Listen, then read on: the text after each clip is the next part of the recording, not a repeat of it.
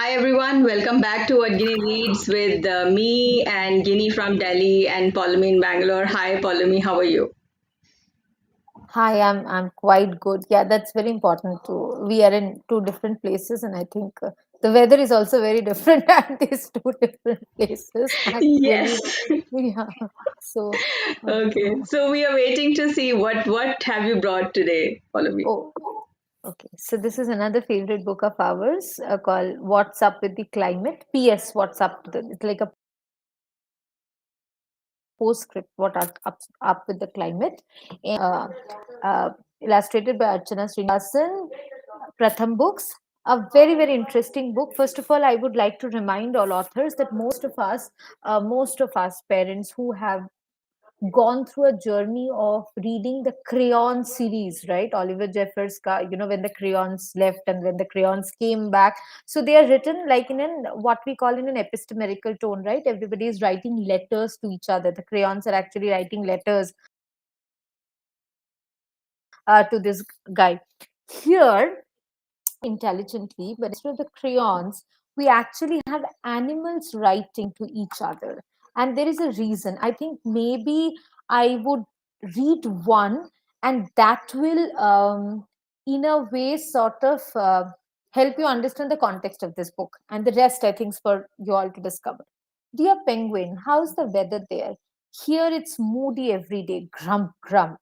Even the seals are hiding. But it's lunch time. How to find them warmly polar.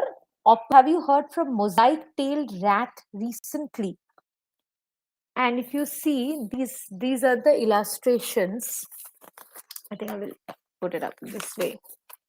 We can see how the glaciers are melting, right? And there is an industrial and oil exploration, which is a rig which is going on there and stuff.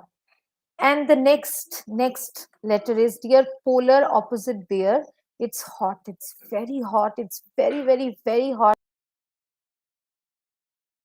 I can't bear it. I just can't bear it. I just flap, flap, flap, flap. Fish have swum far, far, far away, off to look for them to warn the penguin. Um, and of course, I need not tell that it's about climate change, right?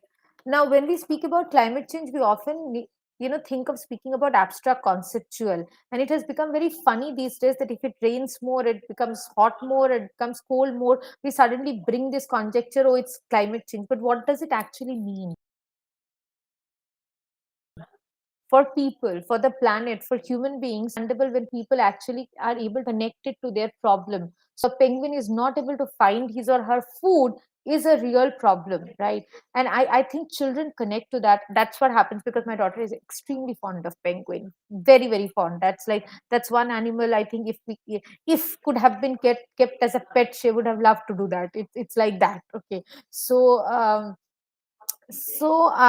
and suddenly understanding, and children know that penguins love fish.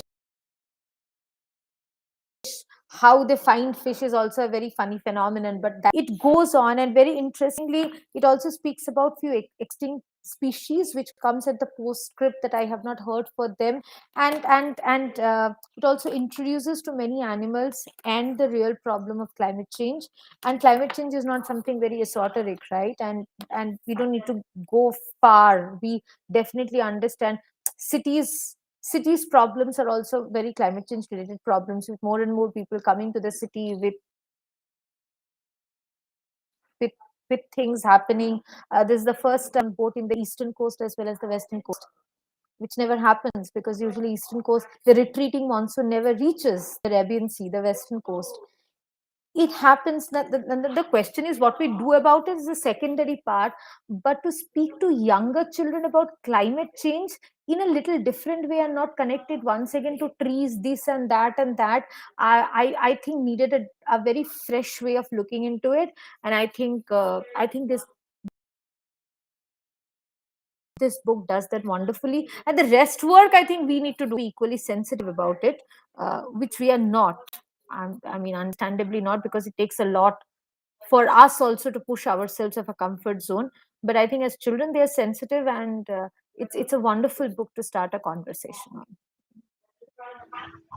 Right. So obviously a great book, and also this whole thing of animals writing letters to each Yeah, other yeah, and yeah, building in that whole perspective of what their life is like. So bringing in yeah, those experiences.